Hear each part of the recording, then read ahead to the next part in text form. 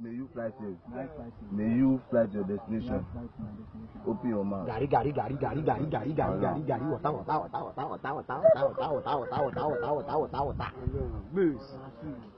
I hereby confirm that life Ibaka Araba mother.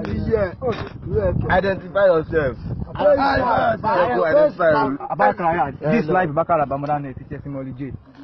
Identify yourself. This life Ibaka Araba mother testimony. In 2018, this video surfaced on Facebook, an initiation ritual for one of the most notorious cults in Nigeria. The video showcases a man kneeling down, pledging his loyalty to the cult. Once the ritual is finished, he rises, embraced by the Brotherhood, only to be seen with dirt and blood all over his clothes. The initiation is only the beginning of his dark path. The Supreme Eiye Confraternity, also known as the National Association of Air Lords, or NAA, was established in 1965 in the University of Ibadan. It started off as a student group known as the Eiye Group, with its founding principles being to, quote, uphold the core nature of the African culture with a commitment to excellence. Now they are known for various crimes, such as drug trafficking, passport forgery, money laundering, and sex trafficking. They are active throughout Nigeria, but expanded to countries in Western Europe and the Middle East. The symbolism behind the cult is interesting. The word Eiye is Yoruba for bird, with the name coming from the Yoruba expression Eiye onisasun onbuta, which means a bird has no pot yet feeds itself. This proverb signifies resourcefulness, resilience, and the ability to thrive without conventional means. The initiation for groups like the Eiye are known to be brutal.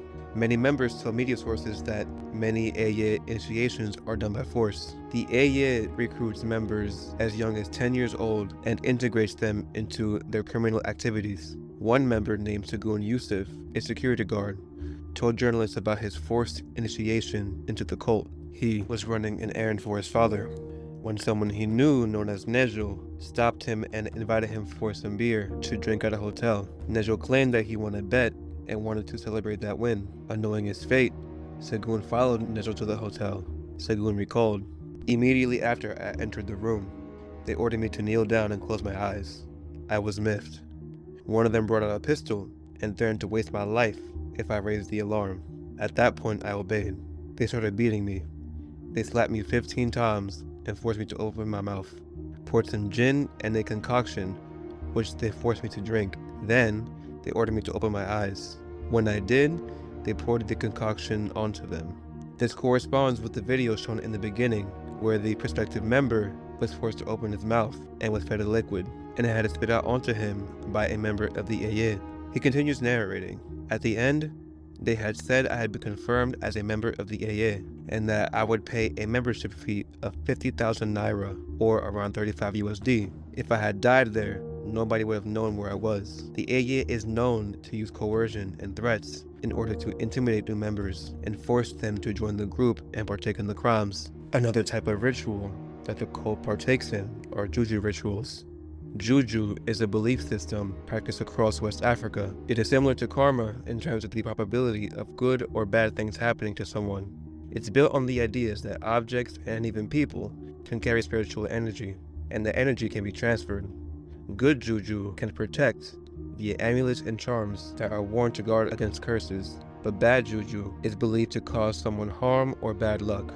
Someone can use those same objects to bind someone, curse someone, or control someone. The Eiye use Juju rituals to manipulate their trafficking victims, keeping them silent out of fear and not telling authorities anything. They utilize hair, fingernails, and blood as the objects carrying the spiritual energy. The victims of these Juju spells believe that they will die if they tell on their abusers. One woman was even forced to swallow an egg whole for her ritual.